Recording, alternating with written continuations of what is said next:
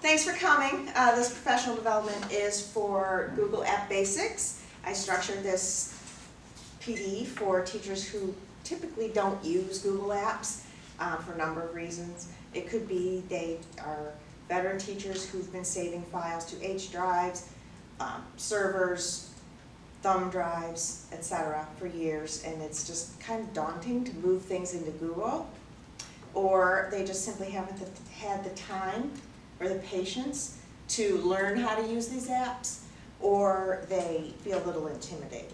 So I'm glad this is a small group. Everybody can feel comfortable. This is a friendly environment. So if you have questions, don't hesitate to say, "Stop, Sandy, help me." That's what I'm here for, okay?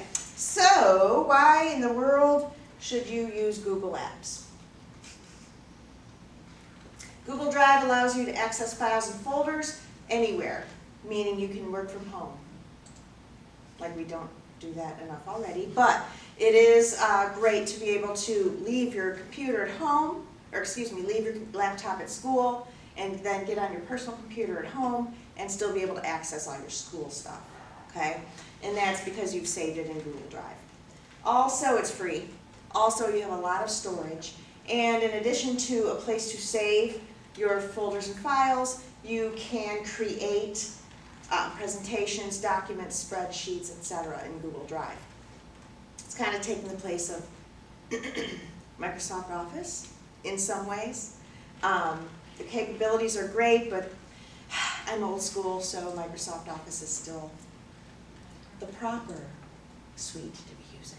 Anyhow, Google Forms are also helpful for teachers because you can create quizzes, tests, worksheets, surveys, sign-up forms, etc. And everything can be graded automatically for you and shared out. All of these features can be shared out with students, colleagues, etc. And also it can populate a Google Classroom, which is a great tool for teachers to use. This screen up here, this is a PC. It just happens to have a gigundous screen. I have a folder, I have a PDF file, and a Word document. They're saved to my desktop, which typically you shouldn't do. So for safe storage and for easy access, I'm going to move my folder into my drive. Okay, this has all my folders and then a bunch of documents as well. Okay? You can do that even if it's not a Google Doc? Yes. Yes, you can transfer Word files, PowerPoint files, Excel files, all sorts of files, JPEGs, PNGs, into your Google Drive for storage. So it's a good practice to save folders from your desktop and just simply drop them into your Google Drive. And as you can see, it's uploading into your Google Drive.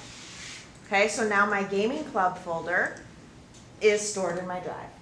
Okay, and here's a PDF file, same thing. I'm just going to let it hover, see how it turns blue, and it drops it in there. I'm doing that as soon as we are done. You can also achieve the same thing by coming over to the new button and going File Upload or Folder Upload. So for instance, Folder Upload, let's pretend I have something saved in my H drive.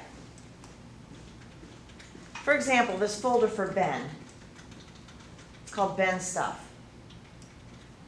Ben is our district CTE department guy. He handles the purse strings, okay? So he gives us all sorts of little documents and things we have to do. So I have a whole folder full of Ben stuff saved on my school server space. So I'm going to click on my Ben folder and click Upload. So it says Upload, and I'm saying yes.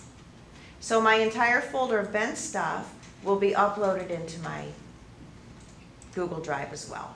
Because you can't get your files and folders and information at home because we're not on the school server. Correct. Okay, here is an Excel file. Now I could open it with Google Sheets, but if I don't want to work in Google Sheets, I'd much rather open it in Excel, because whatever feature I need of Excel I need to use, I just simply download it.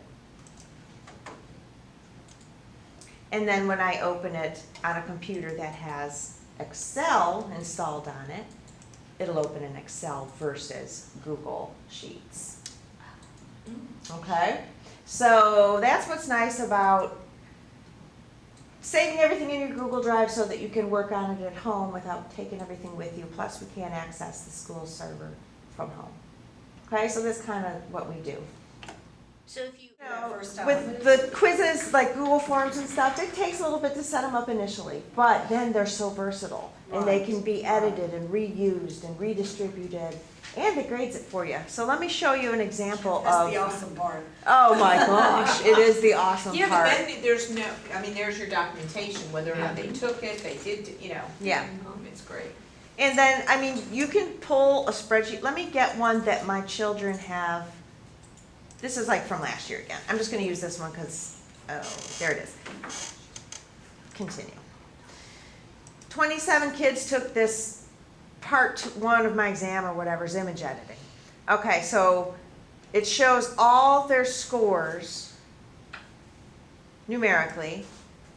75 points were possible for the individual questions, and then my last question was 25 points of the exam of that file upload. Okay, so the last question was the file upload that was worth 25 points. But it breaks it down into data, like which question did they get wrong all the time? Maybe it's the way you worded it. Maybe it's Yeah, something that's- you needed to review, you know? So that I found to be very helpful. And let's see, you can do it a couple different ways. There's your summary, that's your information about the quiz itself. And then this is question by question. How many kids got it right or wrong, or right, is this it? Yeah. And then the individuals. And this is typically how I then take my results from a quiz or worksheet, whatever, and then populate PowerSchool, my grade book. Okay, I just run through the list, like one by one. Here's, and it goes, for instance, our assignment today was Python Basics Practice. So if I go to classwork,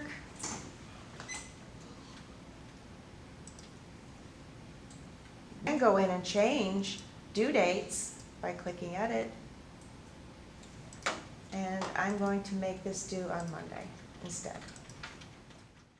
That, what you just did helped That me was very because helpful. I have never done that before, and that shortens things. It That does. makes it so much easier. Because I was reinventing Now I the can wheel every reuse it. semester. Yeah, yeah, If that makes sense. I'm gonna Good. try Right. to do this next week when I create a quiz, so can I get your feedback? Like if I'm struggling next week, maybe you can Yeah, help me? absolutely. Kids at different skill levels, especially in the CTE classes, so they can substitute a more advanced assignment for a less exciting assignment for them at their skill level, and they'll just put something in comments regarding that. So